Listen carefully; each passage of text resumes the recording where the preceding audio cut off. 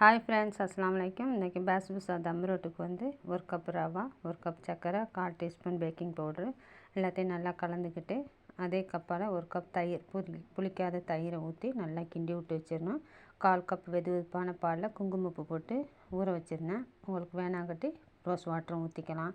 ஊற்றி அதையும் நல்லா கிண்டி 1/4 கப்பு பட்டரை மெல்ட்டு பண்ணி அதையும் வெது வெதுப்பாக ஊற்றி 10 நிமிஷம் ஊற வச்சுருங்க. ரெஸ்ட் பண்ண விட்ருங்க. ஓவனை ப்ரீஹீட் பண்ணி வச்சுட்டு எந்த தட்டில் ஊற்றுறோமோ அந்த தட்டில் நம்ம பட்டர் தடவி மைதா போட்டு டஸ்ட் பண்ணி வச்சுட்டு 180 டிகிரியில் 20 நிமிஷம் வச்சிங்கன்னா கேக்கு ரெடி ஆகிடும். சுகர் சிரப்புக்கு வந்து 1/4 கப் தண்ணி, 1/4 கப் சர்க்கரை ஊற்றி அதையும் பிசு பிசுப்பாக வெந்ததும் கேக்கு ரெடி ஆகிடும். கேக்கை கொட்டி ஆற விட்ட பிறகு இந்த சிரப்பை தூக்கி ஊற்றினீங்கன்னா நல்லா அப்சர்வ் ஆகி இழுத்துக்கிட்டு நல்லா சுவையாக இருக்கும்.